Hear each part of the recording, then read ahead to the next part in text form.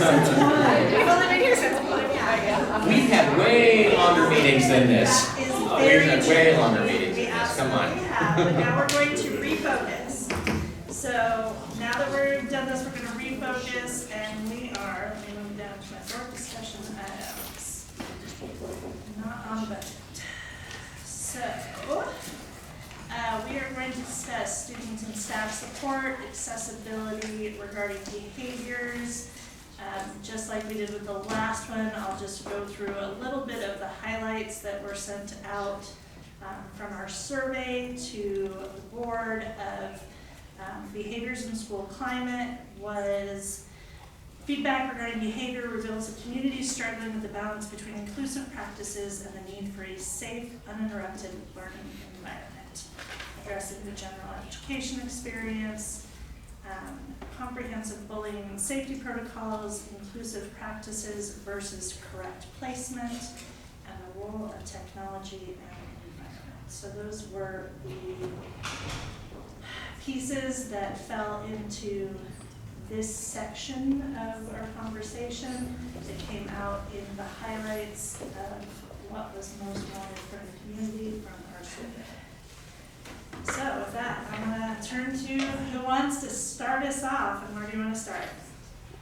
I will continue to take notes. I'm happy to start us off and Great. get the ball rolling here. So a few things. First, as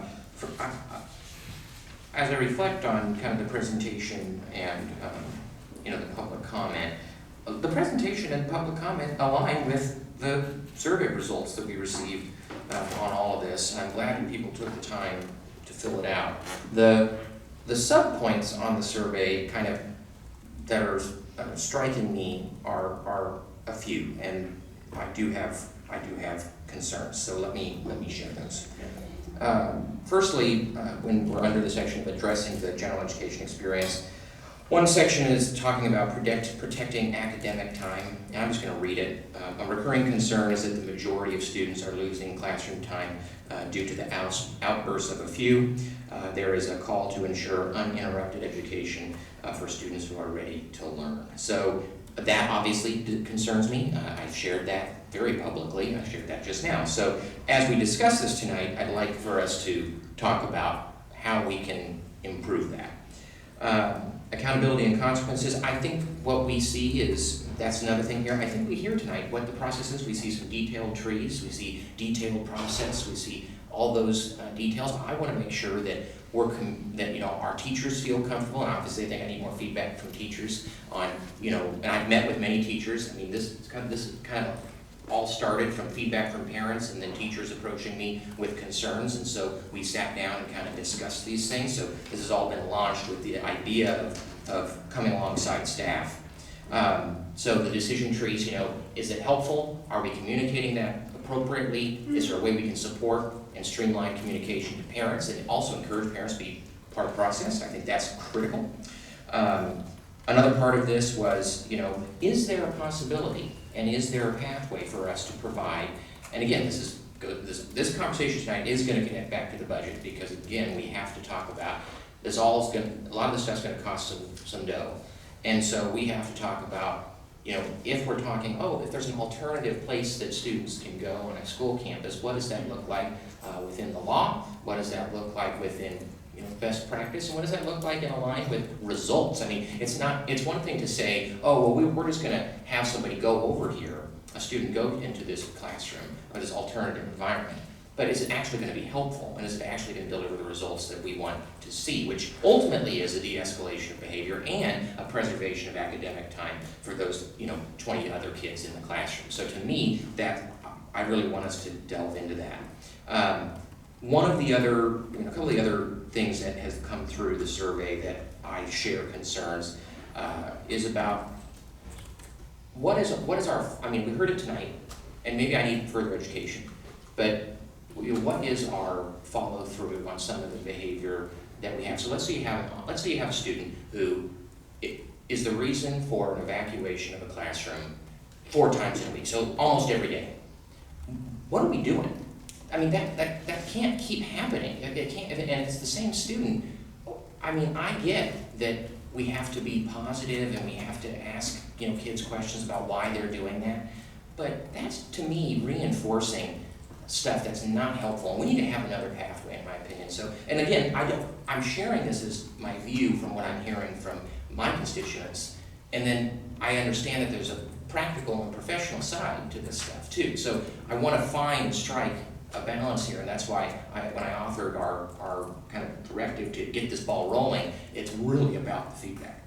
And then a couple other just points here. I want to acknowledge and recognize that the special education piece here is different than the general education piece, and I think the board, we recognize that. I certainly do. And what can we do to help in those scenarios? Because there is state law about, least restrictive environments. There are many different things that we follow as an education body. I just want us to be, is it more support? And ultimately, I think we all know that's needed. But we also don't have unlimited resources to do that. So in our systems, what can we do to, help improve those outcomes as well? And then a couple just last points. Where was it here? It's in the comments. Oh dear, I'm losing it. I don't mean that in the mental way, by the way. Let's see. Some can say that, but I don't mean it that way. Oh gosh, where did it go? Oh no, I already said it. So I think that's kind of it for some of my policy, thoughts here. But ultimately, I just don't want students or staff to feel unsafe in an environment where it's our job to make sure that they are safe and feel comfortable to learn, want to show up at school, and want to be there. Because I think for many of our students, school is a very safe place for them and they want to be there. I also think for some students, and I've heard this from personal experiences from families in our district, but it's not the case for some of those. So for some students, so I want to make sure that we're finding and striking the balance here, and we can support our staff and site leadership as we evaluate our policy. So just some initial thoughts for me. And one thing I wanted to ask our superintendent, because I know this has been a discussion as a result of some of this work, we do have a plan on additional staffing, is that correct? At this point, we're definitely having conversations about additional staffing, but a fully baked plan for additional staffing. Would you be willing to share some of the discussions then? Yeah, well, and again, I really appreciate everyone being here and everybody's feedback. The data speaks for itself, and you mentioned, and we've all heard stories about a lot of relocations of classrooms. So far to date, among our 9 campuses, 90 plus days of school, we've had 12. And so the conversations that we've had and the thoughts we've had about multiple class relocations, like you said, consecutive days, things like that, those aren't happening this year. And I don't think that that's by chance, just being honest with you. I don't think the behaviors went away. I think it really speaks to the work that our site admin has done, our behavior team has done. It's working. And so when we talk about future and additional supports and kind of getting to Jim's point, yeah, we've had extensive conversations in cabinet and with staff. What would additional support look like if we were able to allocate additional funds? What would that look like? Another Gabby, another leader, or more people. I think, and Gabby really hit this home in her presentation, having the team be on the sites every day and developing those relationships. And I'm sure you saw when she was talking about the meetings that are happening, they're comprehensive meetings with all the stakeholders involved. And I feel good about where we are. I'm not naive to the fact that a lot of people are saying that we need to continue our focus and our efforts towards this end. But I feel good about where we are just based on the data and based on being on campus all the time. Helpful. Do you have a comment? Oh. Yeah, just again, I just want to kind of tee a couple things up and give you a little bit of where I'm hearing and my perspective on it. Again, not really solution-based thoughts here, but again, just want to throw some stuff out. One, I think it's people's experience. It sounds like some of the parents' experience with their children defines how they look at the entire picture of what's happening in school district. And I understand that, and I get that, because everybody's experience is unique to them. And, you know, being in, like I said, I work in the hospitality industry, there's people that like certain brands, they like certain things, and their experience at a particular hotel, for instance, defines everything about Hilton, for instance, because they had a cruddy stay at some interstate highway hotel in, you know, Oklahoma, and therefore they're never staying in Hilton again. In this aspect, I think it's the same thing. There's nothing more sensitive than your children. And when your child has challenges or is suffering whatever it is in the school, then that can define that. So I think on the administrator side, it's the same thing. They know that they're, and I agree that they're doing tremendous work, and there's a lot of energy and activity going towards behavioral mitigation, I call it, or trying to minimize those behaviors. And I think there's some great stuff happening, but again, their perspective is different because they're on the other side administrating out. I will say that the problem with compromise is that nobody gets what they want. So I think there's like two camps. There's one camp that what I'm hearing is, I don't really want my kid to have to see and put up with the behaviors because my kid's not doing the behaviors. And then there's the other side where you have parents that have kids who are very vulnerable in the classroom and they don't want to have that reverse aspect to them. Like they don't want to be bullied or things happen to their children or anything like that. So you have this sort of dichotomy of they want segregation, but they don't want segregation. Nobody's going to say like, oh, I don't want these kids in the classroom. We all want them and we want to work with them, but the problem is that nobody's going to get exactly what they want. So kind of to your point is those communication tools, those training tools, those things, it's just a matter of like mitigating the problem. You're never going to eliminate it. And I think everybody wants to feel safe. That's a real common term these days. I don't know, how safe do you feel here that somebody's not gonna come with a gun and shoot us? I don't know, that's a personal decision. And I think that's a personal idea of how you feel. We had somebody here last year that got a little crazy, and I think some of us felt extremely unsafe, and some of us felt pretty safe, it wasn't a big deal to them. Again, that's more of a, it's hard to define what a safe environment is, I guess is what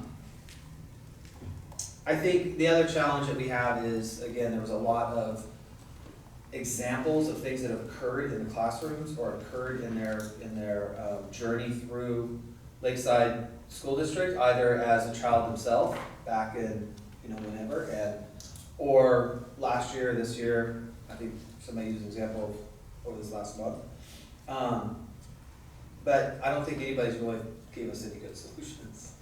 Which I get, that's our job, right? That's what we have to try to flesh out and figure out. So I just want to kind of throw that out as where I'm kind of headed with this in my head. But I personally, like I said, I guess what I mean is you cannot, it's impossible to isolate these children or these kids or these students from things that go bump in the night. Like it's impossible. As much as parents, we want to isolate our kids and keep them from seeing and experiencing scary situations. The reality is they're going to, even in the best of situations. You know, I grew up in open campuses as well, here in Santee School District. It was a much different world. I totally understand that. But, you know, I was around when the Santana shooter was out that happened. And that was kind of the first thing that really rocked East County. And we began to start thinking about schools in a different manner from that date forward. Ironically enough, he just got released. So I think we just have to frame that in this kind of context that I'm not sure there's a magic pill here. So that's my 2 cents. Yeah, so I have, as a parent in the district, I have experience as well with evacuations. I had my youngest, she had to have her classroom evacuated probably every other week for years and years. So my question is, like, and I love that we're only at 12 this year, but what about the students that I can tell if they're not in the right spot, right? Their mental needs are not being supported, and so now the classroom, they're having huge behaviors every single week, and we are having to evacuate. Is there a protocol, like at a certain point, do we have a protocol in place to intervene with those students? Do you know what I'm saying? Because I know that we just kept hearing, well, the student is special ed, there's, we can't remove the student, we can't do anything about it, but then the student was doing all of these big behaviors, throwing chairs, yelling, screaming, interrupting stuff, scaring the other kids. So I am wondering, like, at what point do we have a protocol for students that it's clearly not the right placement, but also while providing the intervention and supports for the majority of the students where this is gonna work? Do you know what I mean? So do we have something in place now from that? Yeah, and I mean, it's complicated, right? Because every student's needs are unique and things of that nature, but I will tell you, and I'll go back to the principals, and just being, I don't know that they love it as much as I do, but I get to be with them on campuses quite a bit. They prioritize behavior over everything, and so several of our visits will be in the middle of a conversation or a classroom visit, and they get radioed, and they go, and they're all fantastic at going right in, supporting the situation, whatever that looks like, getting the student to, an available counselor, or behavior support person, or things like that. So the system, that's, I think, one of the main reasons, because of the work of our site leaders, why we're having so many less classroom relocations. In terms of the individual student, yeah, it's all part of the IEP process. One major behavior issue, incident, whatever, we're documenting everything. We're looking, does the student have all the supports that they require? It is a moving target. We talked a lot about moving targets tonight, because you'll feel like a student's on the right track, all the supports are in place. We've gone several days or even weeks without, and then you'll have a rush of them. The team is fantastic at kind of digging in deep. I was just at a site today, and our principals know their kids, through their relationships with the teachers and everything. And yeah, our kids go through some pretty wild stuff. And so, there are some times where a kid does need to get picked up for the day, does need to go home. There are times that IEPs do change and additional supports need to be. It's really on a case-by-case basis though, but I can't stress enough, when our principals and our support staff go to work every day, their goal is to support the learning in the classrooms above anything else. And their own, desires or needs or whatever they need to do during that day gets put on hold when these behavior things are occurring in classrooms. And I can't say enough great things about our team. Yeah, I know our schools, principals, all the staff are doing an amazing job. So my only concern is that in my time on the board, we've had maybe, a few handful of cases where there have been students that keep injuring other students in a classroom, and there are, multiple evacuations. So if maybe this has been fixed, but I'm wondering if we do have a protocol or what the legality is around that to make sure that if and when this pops up again, what are we doing? Do we already have a plan in place for those just, small handful of students? Yeah, if the student has been identified as special needs, we do have the IEP process. So the IEP, any member of the team can convene a meeting, and we talk about the supports that are there, the supports that are available, and increase those. We can do changes of placement through the IEP team as well. All those structures are in place. Okay. But again, it's not a one size fits all. It's a real, okay, we think that this is why this was happening. Let's add these supports and observe the student for X amount of days and reconvene, see how we're doing, things like that. It's not you had a bad day and we're gonna move you to a different school or non-public or something like that. There's definitely a process in place, and I feel good about the process that we have in place. I feel like the students' needs are being met.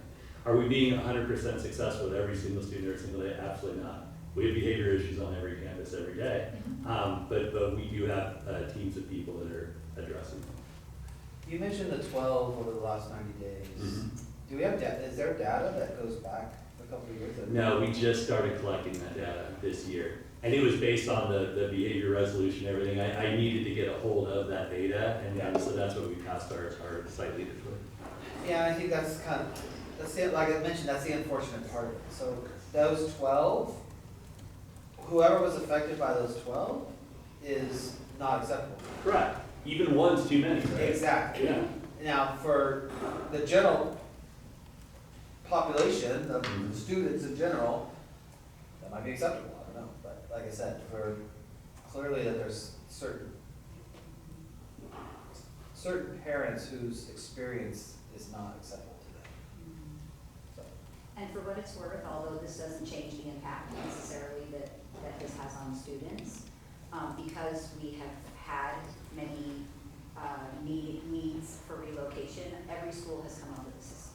yeah. So they've identified a classroom where the students can relocate to, and the students understand, like, we're going to go to the science room, or we're gonna go to classroom 5, they all get their things, they walk out. That only happens when we can't get the student who's having the issue to leave the classroom. Right. But if they refuse to leave the classroom and they're escalated and it makes more sense for everyone else to go learn somewhere else, someone comes in to support the student, the teacher leaves with their class, and they relocate to another classroom. And, you know, because it's a thing that happens, we've basically created a system for it so that it's as calm and structured as possible, and kids can just keep learning in the other place. So yep, there's the transition time that it's going to take for them to get there. And yes, what they saw might be upsetting to them, but we also have the counselor that will come talk to the students. So that we also address the needs of the students who maybe saw something upsetting, as well as having systems for relocating classrooms. Yeah, I mean, there's tremendous amount of work, effort, money, resources that are being put towards it. And I'm extremely proud of what Lakeside Union School District is doing to address it. I think that, you know, I'm new to the district and understanding, but I'll go on a limb and say it's a much different lens than it was, let's say, 5 or 10 years ago. You know, I mean, I think that we're at the point where we've really got some good systems in place. We've got some great leaders, we've got some great processes to make things better. So I'm excited about the momentum that's there. I think we just need to kind of continue that to a certain extent. And I just want to say one thing about, Gabby mentioned it in her presentation, tremendous teachers, tremendous instructional assistants, tremendous staff of all kinds, playground, noon duties, everybody who's, when she and her team, when admin, when folks are talking to each other and they're asking, as she talked about, those hard questions, tremendous amount of energy goes into listening and addressing and responding, because it's really, really difficult, you know. And I started teaching 1 billion years ago, and I know as a teacher, it's challenging. It's very challenging. And so I just want to say that all of us, we acknowledge and respect and value that work, that conversation, because it's a bit different than any other job that you could ever have. Because we're not in the, I constantly say, we're in the people business, we invest in each other.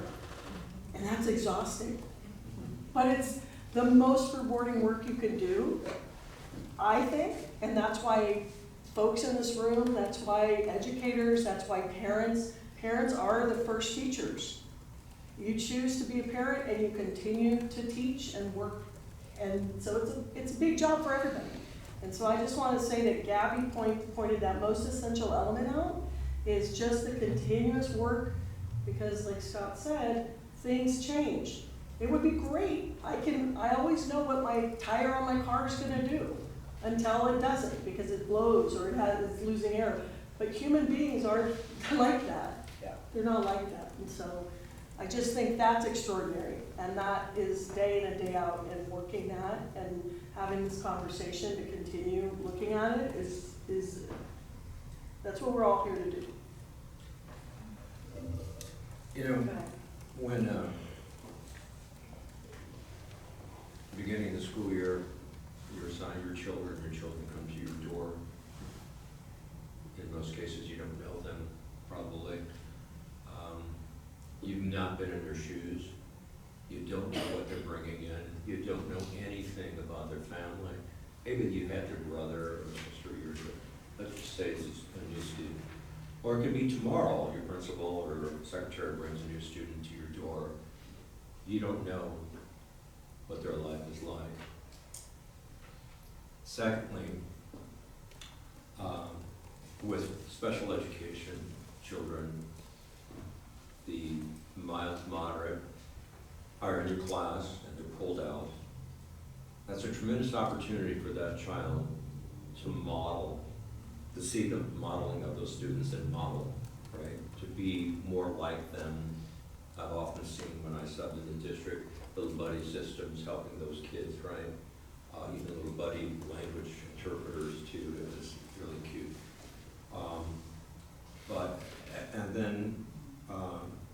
So that's an opportunity for that child to look at the behaviors of the other children and make friends. And then you have the more severe, which we have in some of our campuses like in Crest, where those children have all kind of physical issues and they're pretty much have a classroom full of aides and assistants and the teacher and so forth, and not so much in the classroom.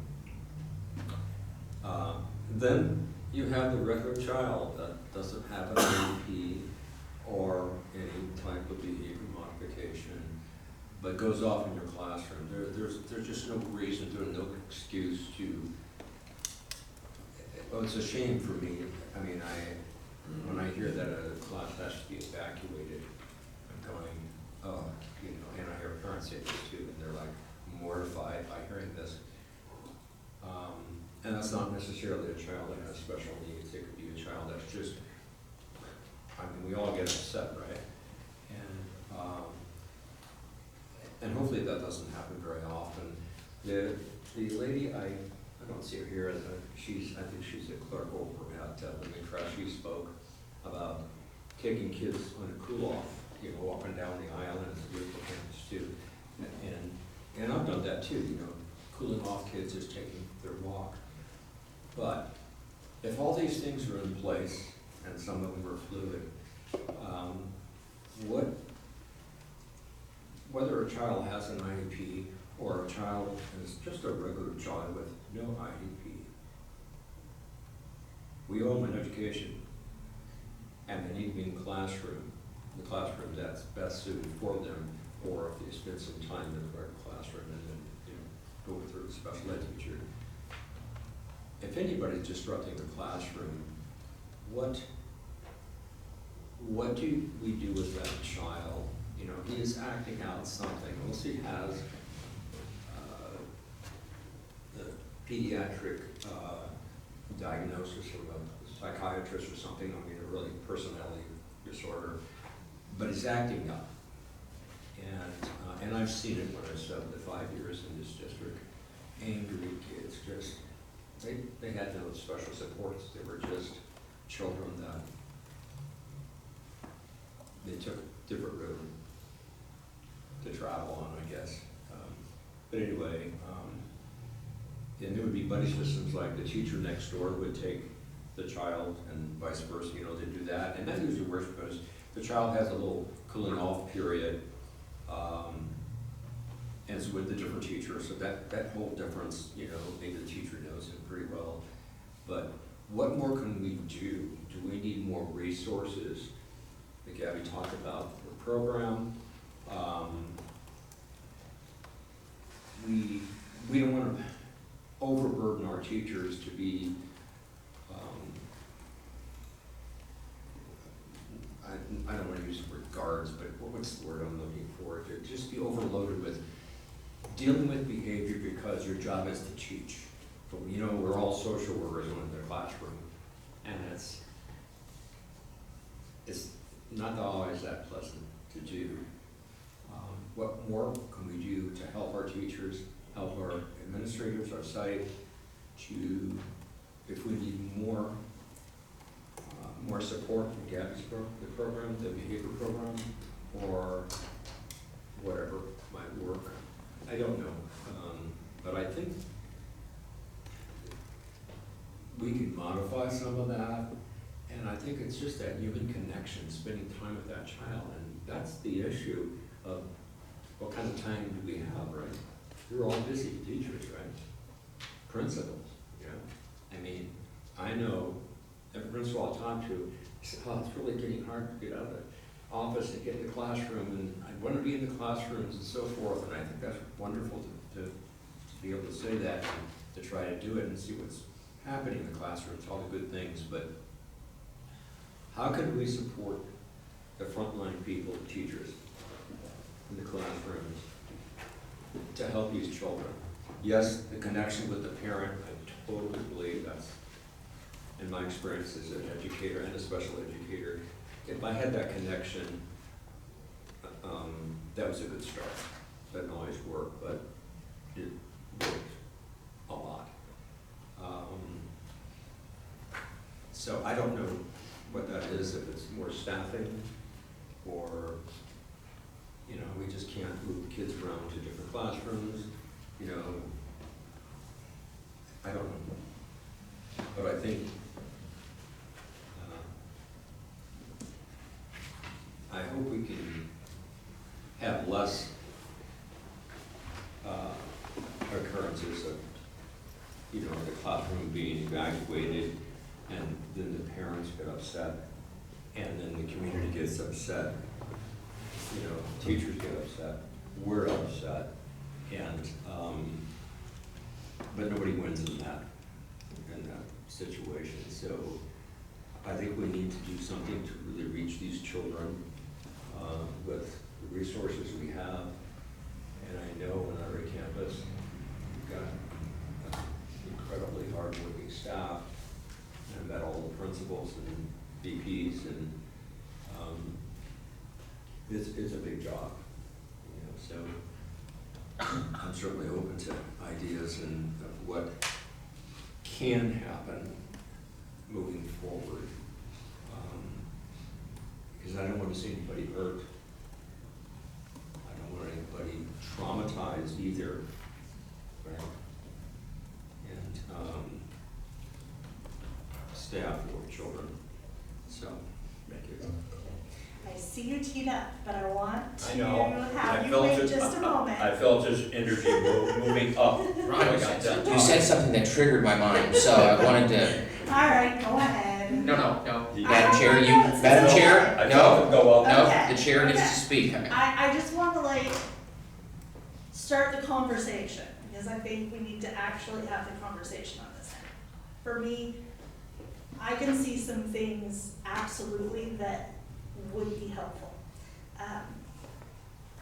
Right away, I think if we had some strong professional development in this, and how does the boots on the ground look, that every teacher is given and staff are given the right tools. Like if we can give some good professional development, that's helpful. On-site and in-classroom support. On-site at the admin level, in classroom, at the classroom level, especially when we're looking at an inclusion piece, that co-teaching, having more than one person in the classroom makes a huge difference. And I'm gonna say this, and my child is the child growing up that you were evacuating classrooms for. Let me just lay it out there. Many, many times were we evacuating a classroom because he was overloaded, he wasn't behaving out to people, but believe me, there were chairs being thrown and there were things getting pulled out, and as I'm still dealing with it. Now we're a 24-year-old adult that I'm the one-on-one when we're outside of the house. Everything takes time. Every time we saw those behaviors, we talk about, well, what happens when? Great, we start doing all of the steps we need to do. Those take time, and they don't move quickly. We're looking 6 months to a year at least of data collection and conversations and SSTs and everything. And even if we have an IEP already, it's not a quick move from there. That moving to another program could take a year and a half at sometimes when we were doing it. So everything takes time. But I gotta say, and I'll let you know, the child was one that had 0 buy-ins. He has 0 buy-ins now. Right? Doesn't matter, you couldn't take anything away, you can't take anything away, there are no repercussions. You could say, great, I'll stare at a wall, I have nothing in my room, no problem. It makes it difficult. And that time is even with strong parent support. So when we have kids that we don't have that parent support from, it's gonna take even longer. So we need to be cognizant of that. But I have to say that the times that Jake was most successful in the classroom was when he had teachers who understood the process and could right away say, okay, great, here's what we're gonna do. And they would do that. And over the course, I mean, he was in school until he was 22. I only had maybe 3 or 4 of them over that whole period of time that actually got it. But when we had staff that really knew what to do, it's a game changer, I gotta say. So I think that's our biggest thing, and that's what I wanna talk about, is how do we get so all our staff are those people? We need all of them to be able to jump in and know exactly what to do and feel supported in it. So that's the conversation I wanna throw out there. And now you can jump into Well, your no, thank you. I was gonna bring this up because one of the key things that I heard in the feedback I received from teachers and parents too was that they want, and we need somehow to say, hey, here are the resources available to you in your busy day where you're dealing with 20 other things. Here's the quick resource for you to be, and again, maybe PD, I love that idea, but it, you know, of course, you know, PD requires money. But you know, but the point is that, I know, but the point is, you know, we, as we go through it, I think when I heard, you know, our teachers say, you know, we wanna make sure that our local site, now, one question I had, are there behavior committees at sites? I don't know, we got principals here. Anybody wanna talk about, is anybody, I'm gonna put this out here, does anybody wanna share a typical is a hard thing to say, but, what works on your campus specifically? Because we do know, in hearing this, everything is site specific. It's Correct. gonna look completely different at one school as opposed to another school. Leslie, Our behavior committee do is. you wanna come up so that Ron can hear as well? Thank you. Our behavior committee is basically our PBIS committee. So everything that we do is based around GLOW. And that took about 2 to 3 years to really get into where if you asked any student on campus, they would know what GLOW meant. If you asked any adult on campus, they would know what GLOW meant. And it was a lot of training, not only for admin, but for teachers to really, any conversation that we had with students is wrapped around GLOW. Any consequence that we have, the wording that we use is wrapped around GLOW.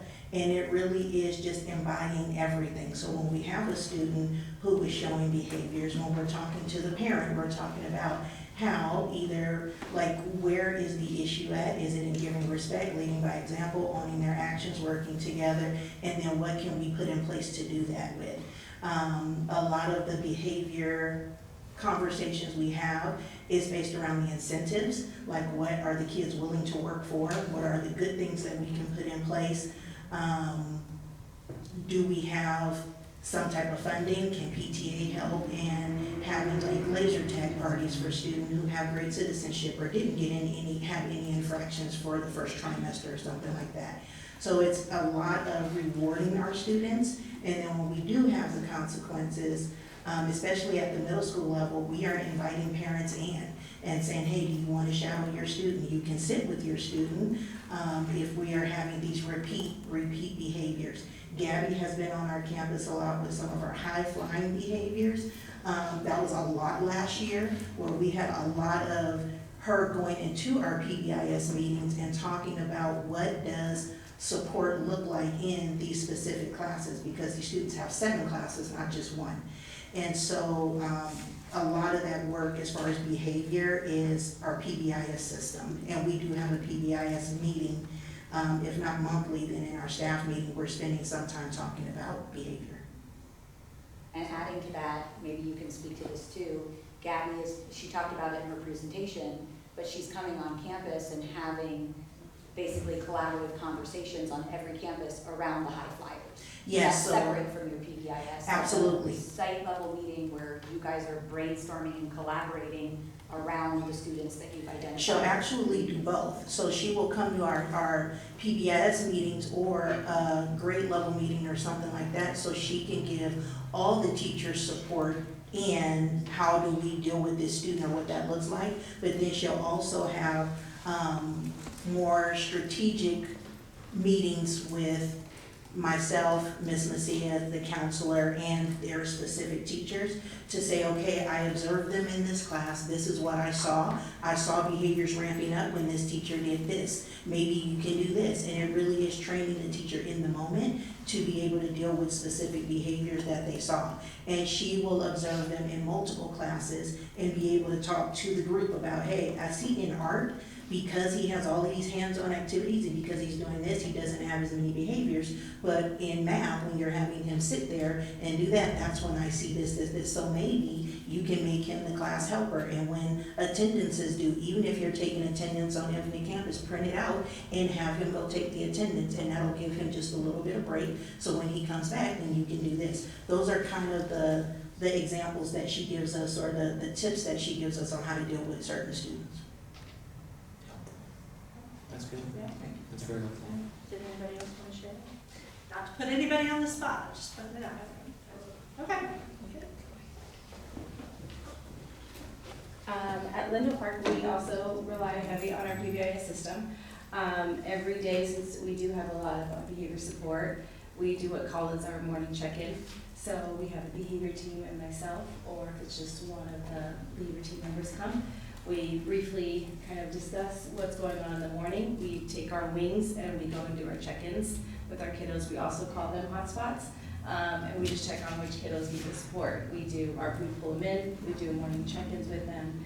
We see how they're feeling in the morning, we see what they're doing. We check on the teachers also to see how they're feeling, because we wanna make sure that they're having a great day.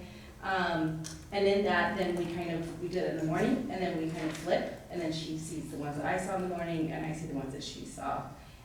So we flip it so that they're seeing myself, they're also seeing the behavior team.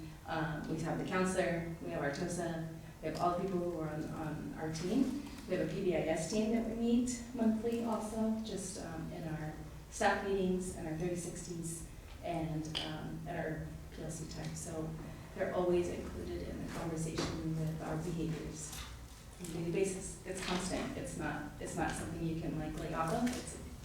It's an ongoing, you have to be there and you have to be present to constantly be, making sure that things are running well and smoothly, and they are. So, and with that, I would like to say, that at Linden Park, we have always been in the red, and we are not in the red for climate and culture. We are in green. So, when something's working, and we're really good about it. Thank you. I just really want to piggyback on what you said, Laura. I think what you're dead on as far as what do they do in situations, and if everybody understands what they're supposed to do and their role in that, and that gives them a lot of confidence that what they're doing is correct, and I think they're just more likely to step in and help and assist and do those things. I mean, it's the same reason we do fire drills. We do them over and over and over and over, so it's second nature, and then when it actually happens, it's not an emergency anymore. We know what to do if the fire drill goes off. So I think you're, in my opinion, you're spot on. Been thinking about it for a very long time. Well, and Let me say, I also this want to be right sensitive. here is You know, the you've been exact reason I ran for this seat, was SPED and behaviors. That was it. That's what fueled me to come here. So I'm very happy to finally be involved, so that we're having this conversation and actually have this resolution and be brought, because this is important. Like, it affects all our kids. It affects all our kids, and it's interesting too, because I actually had a conversation with somebody just today at my work about public school and the challenges of public school, and my kids, no secret, grew up in private school. They did not go to public school. I went to public school, and it's really enlightened me. it's so much different because the private school's got a lot of advantages, obviously. Because when we have, when there's kids that are causing issues with the classroom, we just kick them out. I mean, we can't support you, so they move to other places. We can't do that, and I don't want to do that. And I want to make sure that we are very much focused on the fact that we are serving a community at large. We're not serving a specific group of people that are privileged enough to go to a private school. So, to your point, that's why I think it's super valuable that I'm really deferring a lot to what your opinion is, because you've been there and you understand it deeply.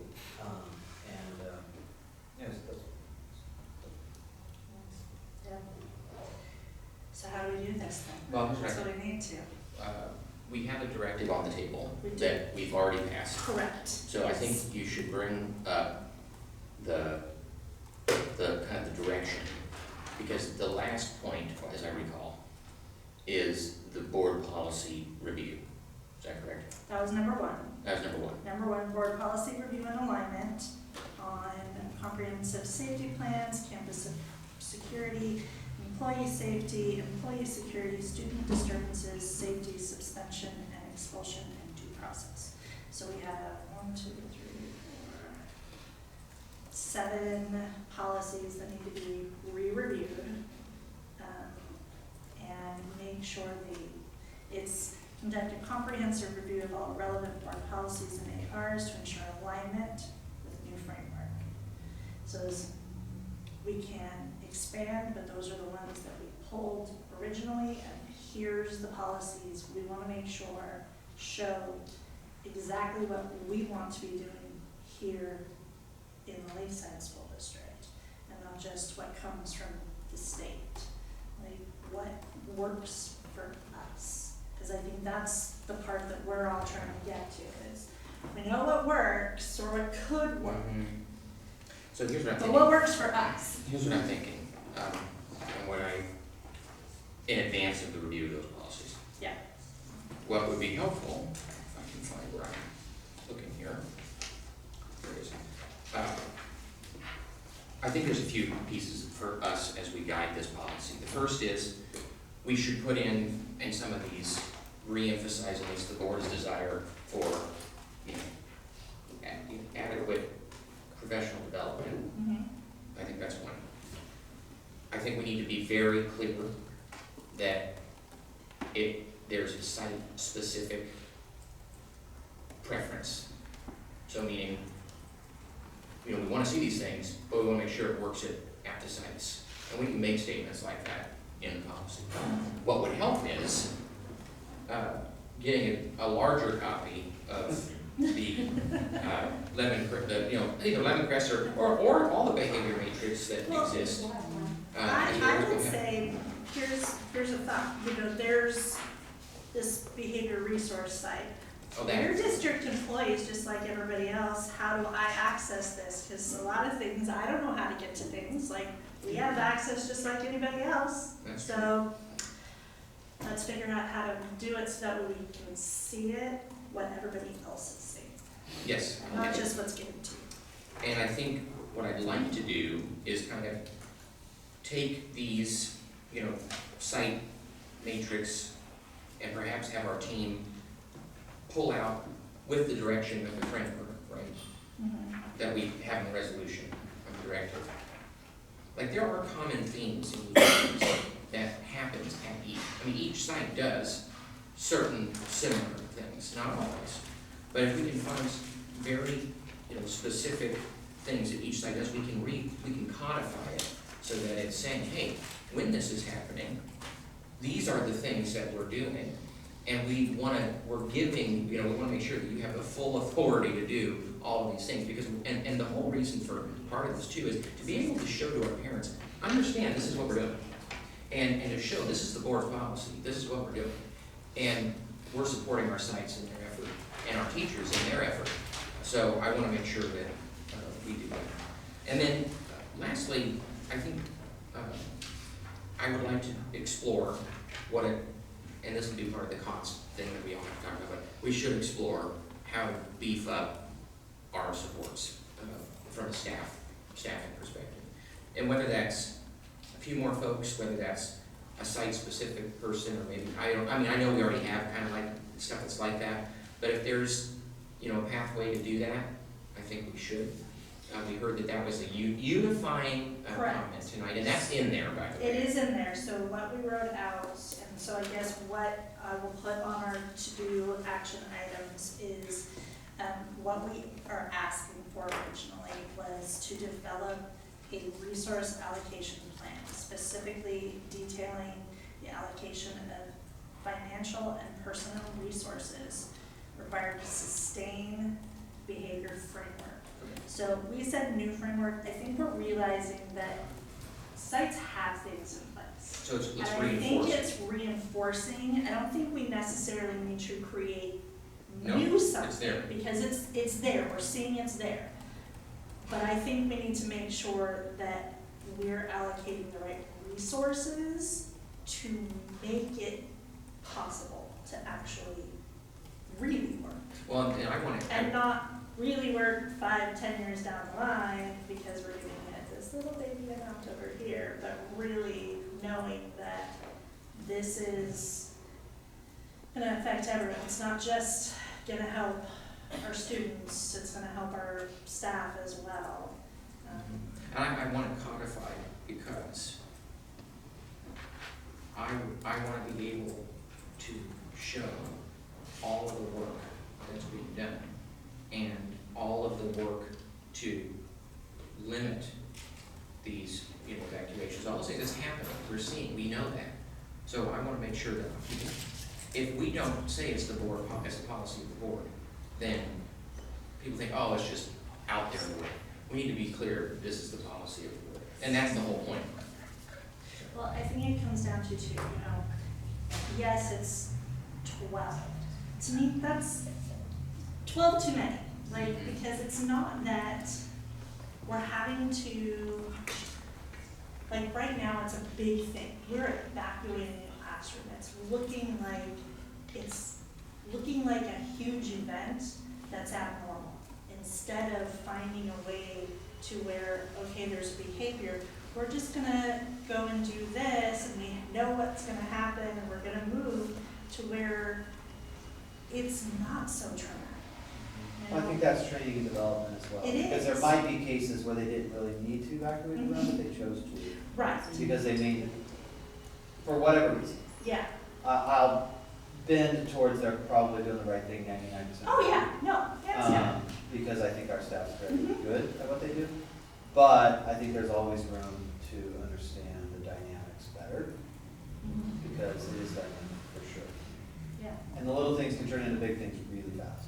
Yeah, I was always very lucky that even though, Jake was having behavior, the other students were so supportive of him and still thought that he was the greatest kid, that's my friend Jake, and it's they could have thought the other way of, oh, here's this kid that's, created this pyramid of tables in the corner and he's weird, but, I generally think that kids are more resilient than we think they are. and way more understanding. Way more understanding, and I think as parents, we think that it's a bigger deal for them than it is. Now, I don't want to dismiss the fact that No. it can be traumatic. And it is- Absolutely. It can be a big event. But kids are generally want other kids to succeed as much as they do, for sure. The one last point I'll make, and that I think we should put, when we put into this, Mhm. into these policies is, I think one thing I've learned in my career has been over-communicate clarity. So you have to communicate, meaning we need to make sure that these standards, that these policies are not just communicated to ensure our staff are aware. I know many of them are, and so it's good, but we need to make sure we over-communicate. And then I think we need to, as we flesh this out, what does communication with parents look like? And because they need to be engaged as well. And by the way, we can empower that with policy. So how do we do that? And I think that's very important. I think it's a critical piece of this. And so, because partnership with, our staff and our parents is the key to success. and I think communicating to them is so important. And so I think there are numerous policies there where we require notifications and certain other things that we just want to make sure we do. Is And there a postmortem done on every time there's an evacuation? In other words, what happened, what could we do, what did we do, what could we do better? Does this, equate to maybe a different training tool? Mechanism. That's something that occurs? Yes, anytime we have a behavior, what we would call a behavior emergency, we not only, well, there's different requirements, I won't get into all the details, but yes, it always results in a team coming together to look at what happened and make a plan going forward. I would encourage us to make that as transparent as possible. Does that make sense? that's what I'm saying, I'm communication. not saying that we, put it on billboards and say we had one today. But I think the better we communicate that out, that it's occurring and we know it's occurring and we're dealing with it, the better everybody is. Well, that's kind of the point, I think, for me on communication is, I we don't can't know always that- say, we can't always say everything, but we can say there are things being done. Now, that's not gonna get everybody to the place where, you're not gonna get somebody who wants to know everything to agree with that, but at least you can say, listen, the ball's moving in the right direction and there's a path forward. That, for 80% of people, will work, so. Nobody likes to be surprised, and especially I don't know, you find out 3 days later and your kid's like, oh yeah, by the way, Johnny was throwing chairs all over the place. It's like, oh, whoa, wait, what?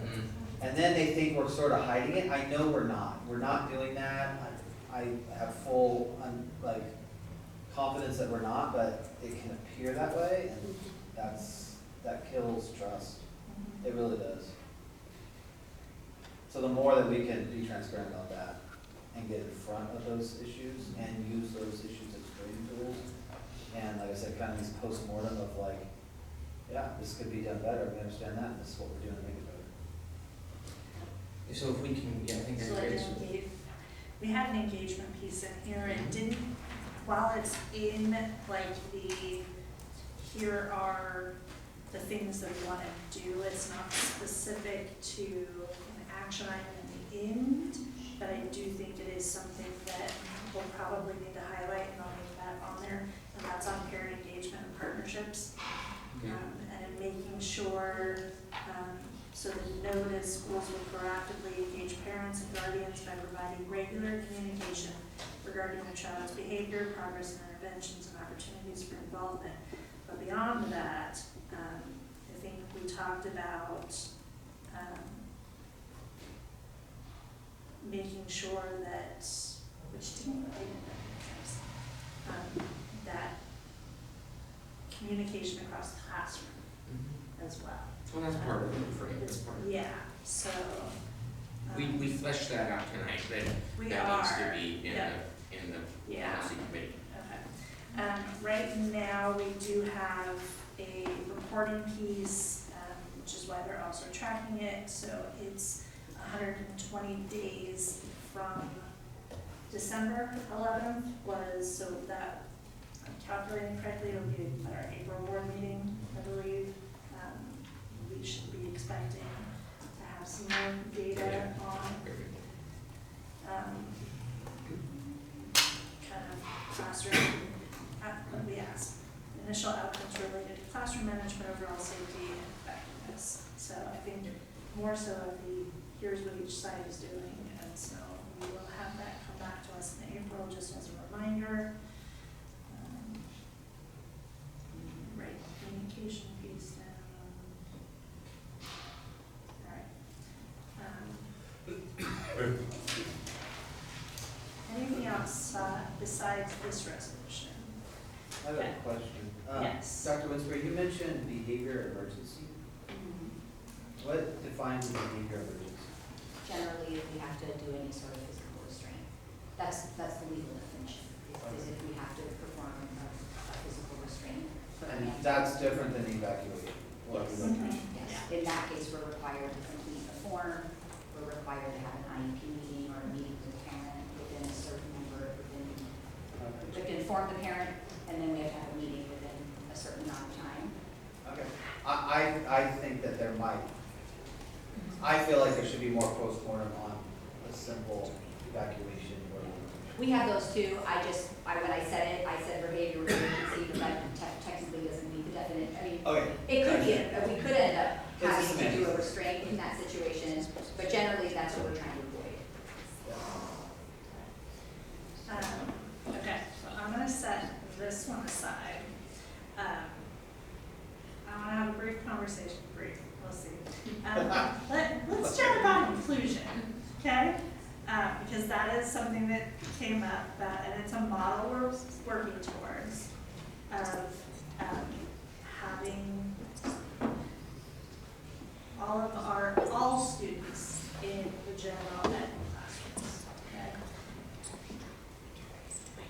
We have heard a whole variety of information on that. So I know it's kind of what's been coming, but I know we've talked in the past of really wanting to know a model. TDS is in their second year of doing this, and I think doing it well. I'm personally afraid of a quick rollout to other sites because I know in past years, we're quick to roll something out, but not quick to offer the support in place to make it successful. So I wanna make sure we're having a conversation about this so that we're doing it thoughtfully and knowing that the right tools are in place before we roll it out everywhere. That's my 2 cents on it. Can I clarify something? I just want to make sure that we're all talking about the same thing. So as a district, we are not moving towards every single student having to spend the entire day in the general education setting. Like, that's not what we're trying to accomplish. The law requires us to educate students in the general education setting to the maximum extent appropriate.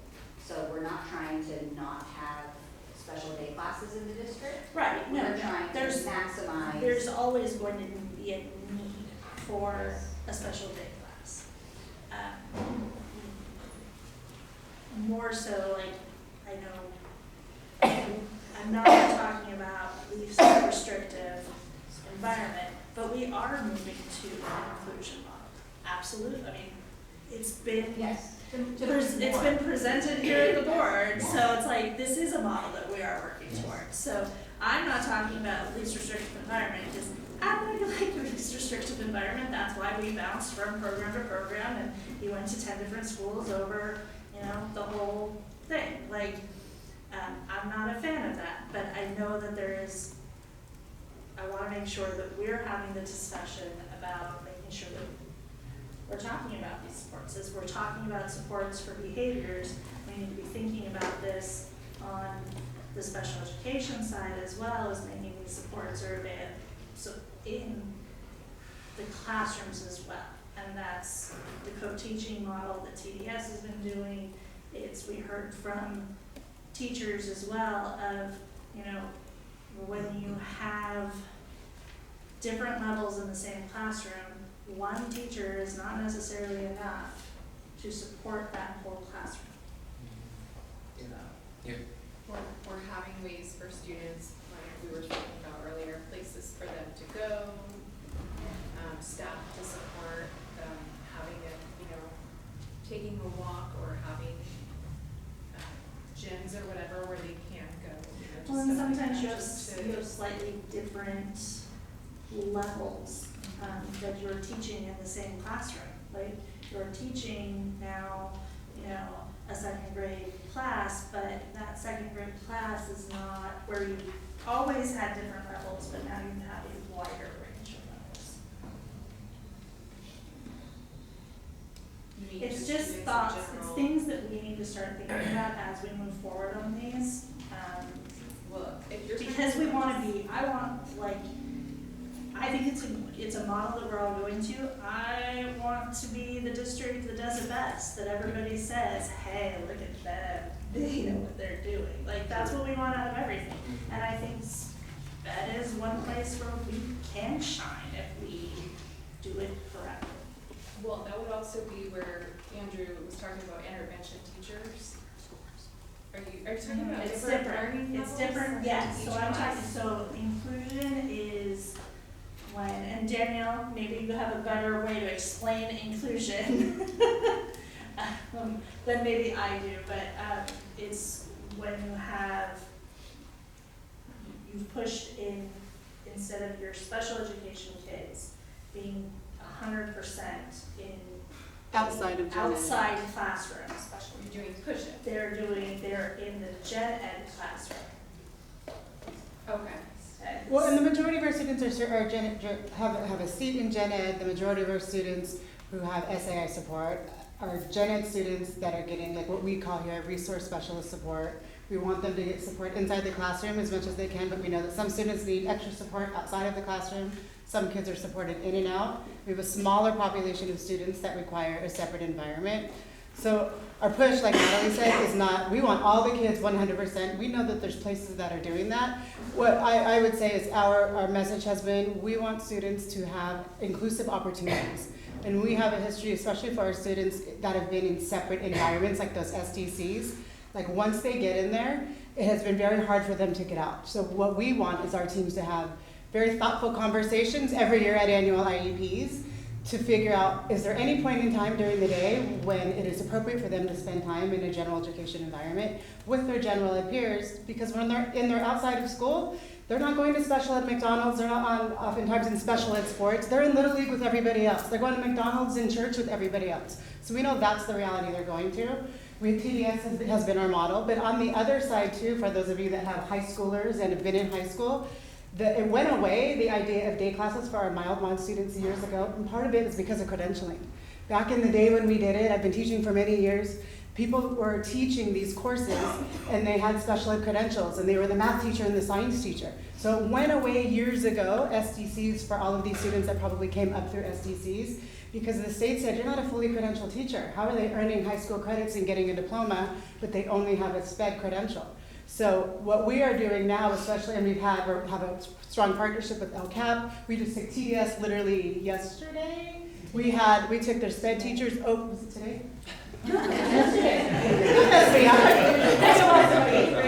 Yesterday, because we've developed a relationship with LCAP, and the vice principal over there is like, we're basically getting all your kids. Let's make sure that your staff knows what it looks like to go to high school. We want to make sure the staff know because they're talking to the parents. We want our students to be prepared to go to that environment.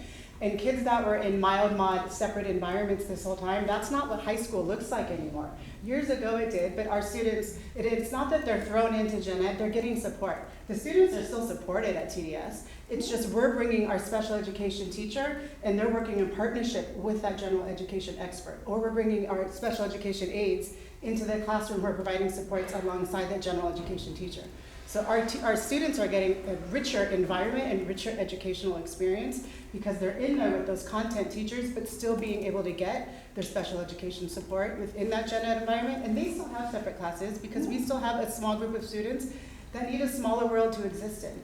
But what they've managed to do in working with their teachers is really identify those like tier 3 students, back to that, tier 3 students for that special ed who really need that, and they've realized it's a really, really small group of students that need that. The other students have been able to get support in the general education environment while we bring special education services to them. And some of them still have an elective where they're pulled out and it's a special education teacher and 12 kids, and they're working on probably classwork and getting extra support in the classes that they came from. So now that we're working with that, Mike's working towards that at LMS, and that's been going on. It's not that it will be a brand new thing at LMS.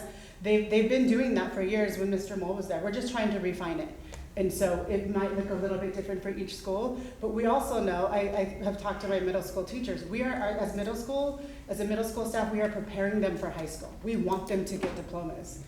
And not to go in, because I do my spiel at the end of the year, but there's alternative pathways to diplomas now. So students that years ago were on the certificate track and they were in school till 22 and were just trying, they get their certificate for participating and didn't get a diploma. The state now, these kiddos are getting diplomas, so we want them to be ready. We want our lakeside students for Lakeside Union, when they go to high school, whether it's LCAP or somewhere else out there, we want those teachers and the staff to say, you must have come from Lakeside. You guys have really prepared your students for high school, and they are really ready to be a part of that environment, be a part of that community, and they're gonna get a diploma and they're gonna be successful. So I would say we want to increase opportunities. We don't want the thought process for our school teams and for our parents to be, once they're in there as a preschooler, they're never getting out because that's just the environment that they're in. We want every conversation every year to be, what can they do? Where are their skill sets? What is their strength? Is that a point in time where we can put them into the general education classroom? We've realized too that there's been times when we've dropped them in Mrs. Hilliker's lap. So we're working with our teams on, we need to have conversations. We want to make sure Mrs. Hilliker is a part of that IEP meeting if we're thinking about that. We don't want it to be, they're going to be there tomorrow at 8 o'clock, good luck, and it's an email and there's no conversation. Does that happen? Has it? I'm sure it has. We are really trying to work with our teams to make sure we are as proactive as we can. Sometimes that transition in elementary school when they're there for 30 minutes starts with an aide going with them. Our goal would be that an aide doesn't have to go with them, but maybe that will be more of a supportive transition for that gen ed teacher because they're with their other kids and they're getting to know the student. We know that we need to make time for our SPED teacher and our gen ed teacher to have a conversation. We know that that looks different in elementary and middle school. So those are all the things that are a work in progress, but we really want every single one of our students, mild, mod, severe, a Lemoncrest kiddo, to have an opportunity in the general education environment because that's the world that we live in. Sorry if that was more than you wanted, but that's my Why we're here. spiel. Why we're here. Yeah, so I'll go back to my original. What is the question? Yeah, What's well, your question? no, so the question is more so where we're having the conversation on, as we roll it out across the district. Because like I started with, TDS has been doing this in their second year and they're doing it really well. I did a whole site walk with Leslie, like, it's working, but we're the second year in. First year there was some challenges, they looked at them, they said, okay, great, here's what we're gonna try now. This year they're looking at that again, like, I wanna make sure we're rolling things out, that we're discussing if we wanna see something different in a rollout of this, so that we are doing it thoughtfully. Because it's currently a good model at TDS, but it's something that it's been a process and it's taken time, and they're doing it, so let's be successful while we're Is there currently a plan for LMS? They're doing it, right? Well, it sounds like it's still there. It's not. I didn't mix, I have a thought. I mean, I've had different people come and tell me different things, so. We don't have a one-size-fits-all model. It's going back to every site is unique. So Leslie happened to be very, very passionate about this a few years ago, and she and Danielle made a partnership, for lack of a better word. We also got an amazing grant that provided us a lot of professional development and support around inclusion. So, I like to say go with the goers. Leslie was a goer and Danielle was a goer, so they went and they started. Tessa's also been doing a ton of inclusion work at her school, so it's not just at TDS. Every school is doing. Sorry, I don't want to get into a thing where now I have to name everybody, but Site Farm is doing the same thing as well.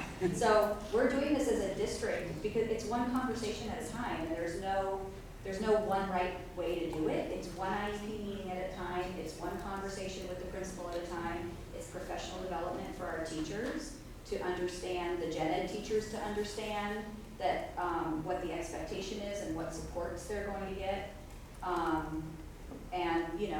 And then it's also one conversation at a time in IEP meetings, because an IEP team includes parents and everyone having a voice around what we think is going to be best for the student, and we try that. If it doesn't work, we reconvene as an IEP team. So that's why I said in the beginning that we're not saying this has to happen for every student, because it's not appropriate for every student.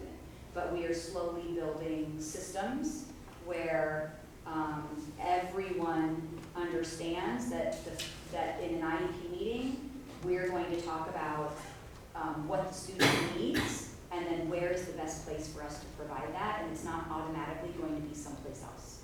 Because that's kind of been the mentality for a long time in our society, is that it's someplace else. But that's not what it turns out is best for kids, like Danielle said. you know, they don't have segregated settings out in the real world. So the best way we can support our kids is by helping them to be successful where everyone else is successful. And, you know, I've had a lot of informal conversations with teachers about the special ed gains that we've made academically in the district, asking them, like, what do you think we did that resulted in that? And the answer that I get most frequently is we've included them in the gen ed setting where they're getting their best first instruction from a credentialed general education teacher. I also With my think it support. challenges the sped students more. For sure. You know, I think this speaks right to what you were saying. My last year, being a special ed teacher, I was in high school, and that was a year that exactly what you're talking about happened. All high schools, I mean, all the schools in that district like that now, where we had about 5 or 6 special ed teachers, and we were told that we were going to start, they called it push-in. We're going to push in teachers with the regular education teachers. And you may not have your caseload of kids that have IEPs in that classroom. It's a high school, so you have 6 or 7 subjects, right? You may have another one of your partners' caseload of kids in there too. Our responsibilities were for the kids with IEPs in the classroom, not anybody else, but I always hope everybody in the classroom anyway. But our primary responsibility was to be working with that teacher, but we were working directly with the students, even though not all of them, some of them were ours, but some were not. So we have to look at all these IEPs. The thing that made it work was you had to have a relationship with that teacher.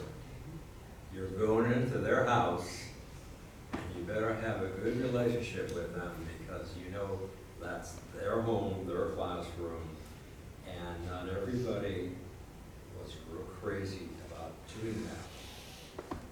Conversely, us special ed teachers, I really didn't want to go into a physics class. I mean, really? But we had to go where we were assigned, right? Math classes, everything. And I was fortunate, most of the teachers were welcoming, and but that relationship, and that's where your administrator comes in, obviously too, like, hey, you know, you really need to make it work. I think the kids did pretty good. They felt good about themselves in the classroom, and if you walked in, you wouldn't even know it was a regular classroom, right? I mean, they were sitting, doing the work, but the modifications of their work, you had to really be on top of it, and then with other kids, you had to have their work, you know, it was a lot of work. And it was like 5 or 6 different subjects in the high school, right? So if you're middle school, it's like that. Elementary, not like that. But that relationship was really important. That's what the district, that's what the principals wanted. We all went in that year, and they're still doing it that way. Now, like a special day, obviously they had to be in the classroom parts of the day, but they still came into the regular classroom also. So it did work, and but we really worked on that relationship. And it wasn't my classroom. I had to know my role, and I was not an instructional aide to that teacher, right, or a student teacher. I was a teacher, and I had a caseload in that classroom. So it worked out.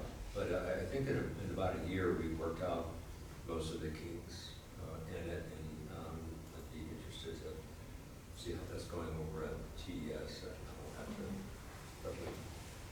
Yeah, So it can work. I bring it I up, do have a suggestion, great, if I may. yeah, because I bring it up So- because we had, so it was number 2 on our list of things that came up from the survey.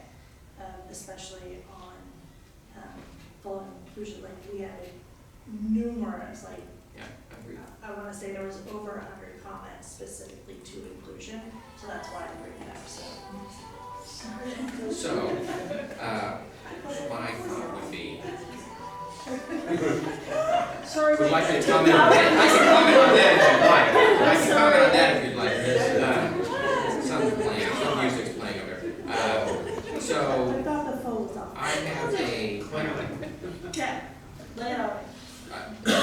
because the scope of the directive that we passed was kind of more focused on the general education classroom. We didn't focus much on special education in it.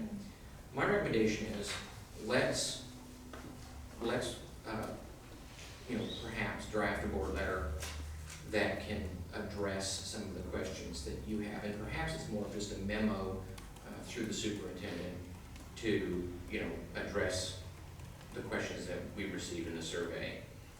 And then if needed, we can push forward some form of direction that says, hey, we want clarity or something. I just think that'll take that piece, because we didn't include it in the resolution that I authored. That was not the one, I wanted to focus specifically on this. Absolutely. But, Because that was by far that was number one. the top one, and I wanted to Every focus on it. single response talked about. That said, I think it's super important that we look at it, but I also think it's very complex, and there's multiple legal components and definitions that I don't fully understand at this point in time. And so, before we take any, further movement, we perhaps form up a board letter and go from there. Put it on the list. There we go. There we go. That's my suggestion. Thank you. Absolutely. All right. Anything else you want to talk about? This is your opportunity. I think I've said my piece. Thank you.